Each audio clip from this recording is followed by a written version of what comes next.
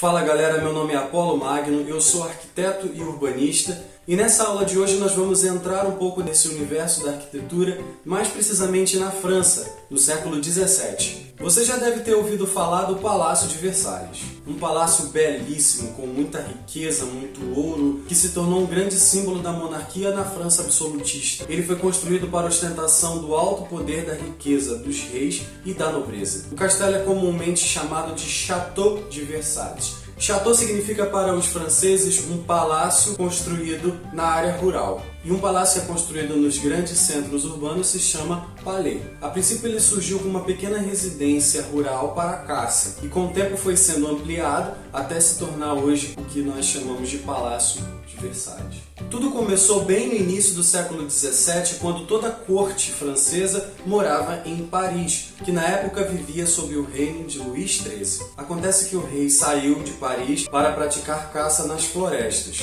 Luís XIII gostou tanto do local e achou tão apropriado para a atividade que resolveu permanecer ali e construiu uma residência pequena no ano de 1623. Aquela casa seria uma espécie de casa de veraneio para quando ele quisesse caçar. Foi então no ano seguinte, em 1624, que ele ordenou que aquela casa fosse reformada, fosse ampliada. Mas essa reforma foi acontecer apenas em 1631 e terminar em 1634, que se tornou a base do palácio.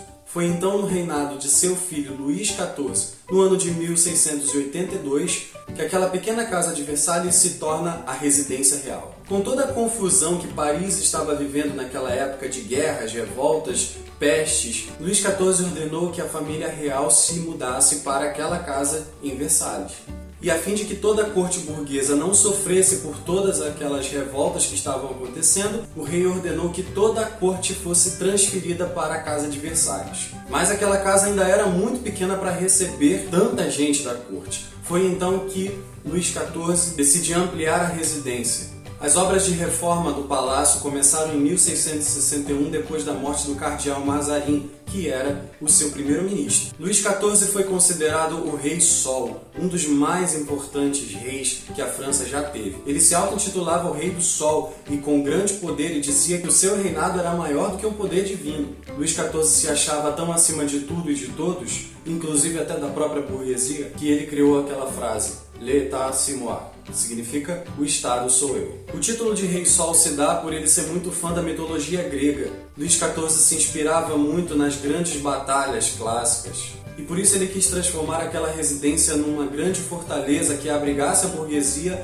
e livrasse de toda a confusão que estava acontecendo no centro de Paris. Daí a construção foi começando a ficar bem maior e mais luxuosa para receber mais de 3.000 pessoas da corte francesa.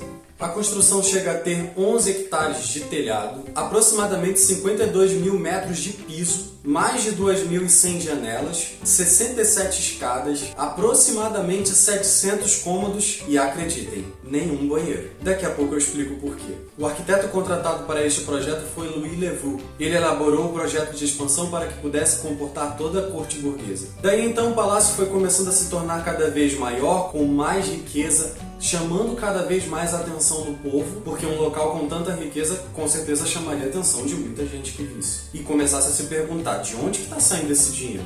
E foi durante o reinado do Deus Sol que a construção foi acontecendo, mesmo depois da sua morte. Nesta época foram construídas as alas norte e sul, que eram os aposentos do rei e da rainha. O arquiteto Louis Levaux, é claro, colocou o quarto do rei virado para o sol nascente. Foi construída também a Capela Real, afinal de contas, na corte também existiam religiosos. O grande apartamento real era formado por diversos cômodos dentre os apartamentos do rei e o apartamento da rainha, que eram os espaços particulares da nobreza. Esse apartamento real era um complexo de diversos cômodos e baseava-se no formato do sistema heliocentral, onde o centro era o grande salão de Apolo. Sim, Luís XIV era muito fã do deus Apolo e talvez seja um dos motivos por ele receber o nome de Deus Sol. Afinal de contas, Apolo significa aquele que carrega o sol. Esse salão funciona como uma antessala para o grande quarto do rei. E juntamente ao salão de Apolo temos o salão de Diana, Saturno, Júpiter, Marte, Vênus e Mercúrio, que são espaços luxuosamente decorados com estátuas e ornamentos em prata e ouro, que foram todos decorados em estilo barroco. É nesse quarto de Apolo que está aquela famosa pintura de Luís XIV, que é muito conhecida nos livros de história. O apartamento da rainha era formado por uma fila de salas, e começa com o quarto dos guardas da rainha, onde aconteceu um grande confronto entre revoltosos da Revolução Francesa e os guardas da rainha. O Grand Cabinet, que é uma espécie de sala para audições e alguns eventos formais, a antecâmara, e que servia também como uma sala de teatro para receber o público. E é claro, o quarto da rainha, que era o local onde ela dormia. E esse quarto foi invadido pelos revoltosos na noite do dia 6 para o dia 7 de outubro de 1789, obrigando a rainha a fugir por um corredor secreto que daria nos aposentos do rei. Depois do apartamento da rainha vem a tão famosa Galeria dos Espelhos, um local famoso internacionalmente, principalmente por ter sido ali que foi assinado o Tratado de Versalhes, sabe? Aquele tratado que pôs um fim de vez na Primeira Guerra Mundial, que declarou a Alemanha como a real culpada por toda a confusão que foi criada no mundo. Pois é, o local é muito importante mesmo. O projeto da Galeria dos Espelhos foi feito por Jules Ardoin Mansart. Esse era um dos locais que mais se ostentava a riqueza da burguesia. É preenchido por muitos espelhos, lustres, cristais, numa época em que os espelhos não eram uma matéria bruta fácil de se encontrar. Para vocês terem uma noção, esses mais de 300 espelhos foram importados de Veneza, na Itália, e era um dos objetos mais extravagantes daquela época justamente por não ser fácil de encontrar. A quantidade de objetos valorosos que tem nessa sala é tão grande que até os funcionários tinham que tomar muito cuidado para não quebrar nada naquela sala, porque se alguém quebrasse alguma coisa, eles teriam que trabalhar como escravos durante 7 anos.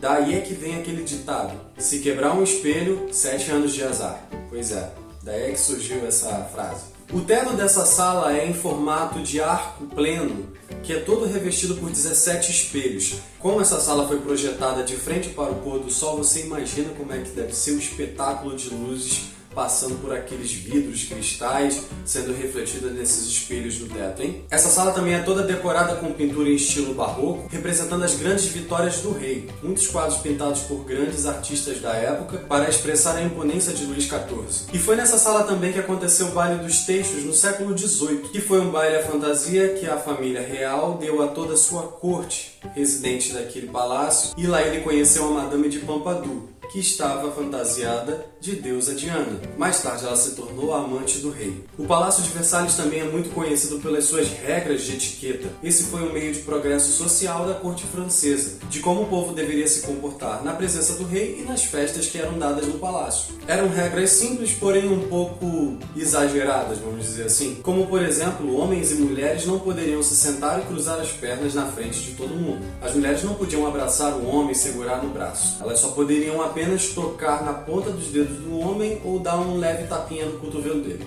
O estilo predominante do Castelo de Versalhes é o barroco, que foi uma arte que começou lá na Itália junto com a Contra-Reforma protestante. Mas a gente também encontra traços marcantes da arquitetura renascentista muito misturada com o maneirismo. Isso porque naquela época eles estavam resgatando muitos elementos da era clássica, mas com o maneirismo aquilo se tornava um pouco diferente do que era o original. E aí você pega alguns elementos que são muito mais estéticos do que formais. E é claro, não poderia deixar de falar dos grandes jardins que estão atrás do Palácio de Versalhes. Esses jardins levaram décadas para serem construídos. E neles você consegue identificar esses desenhos artísticos muito específicos do barroco, a questão do uso das curvas, as formas orgânicas, porém simétricas. No meio desses jardins, várias fontes que lembram as guerras de Luís XIV, como também cenas da antiguidade clássica. A façanha de se projetar um dos maiores e mais belos jardins do mundo ficou na conta de André Lenotre, que projetou o Jardim de Versalhes. Uma das coisas que chama muita atenção nesse jardim são os espelhos d'água. Naquela região não existia água, não tinha como chegar na água. E como eles conseguiram trazer tanta água para fazer aqueles espelhos d'água? Eles precisaram fazer vários canais, até mesmo puxando a água lá do rio Sena. Pois é, eles tiveram de fazer algumas canalizações com níveis diferentes de água para poder chegar naqueles espelhos d'água que eles projetaram para o jardim. Os principais pontos dos jardins de Versalhes são o Laranjal e o Grande Canal. Agora a pergunta que não quer calar: por que um palácio de mais de 700 cômodos, com cerca de 63 mil metros quadrados,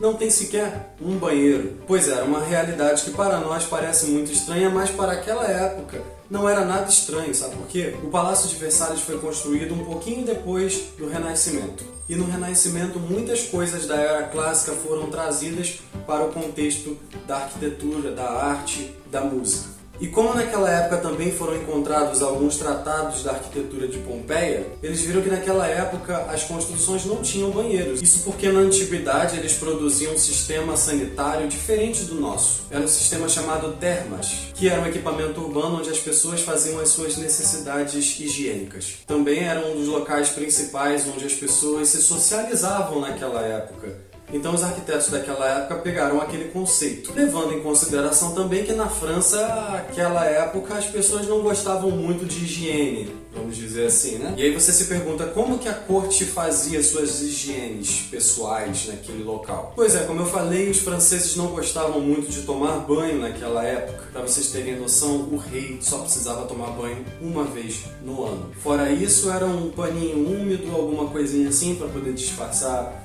o mau cheiro. As roupas também não eram lavadas, eles não precisavam ficar trocando de roupa o tempo inteiro. Pois é, se vocês acham isso nojento, imagine como é que eram as necessidades fisiológicas. Pois é, em cada quarto existia uma cadeirinha com um buraquinho no meio e dentro dela tinha uma espécie de pinico.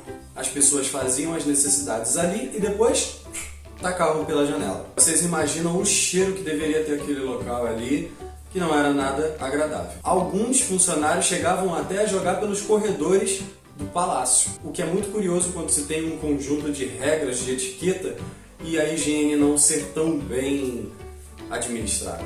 E talvez daí seja um dos motivos da segunda onda da pandemia de peste bubônica ter assolado a Europa naquela fase. Em 1833, o rei Luís Filipe I transformou o Palácio de Versalhes em um museu dedicado a todas as vitórias francesas, um local de exposição de artigos da história que vão desde o período medieval até o século XIX.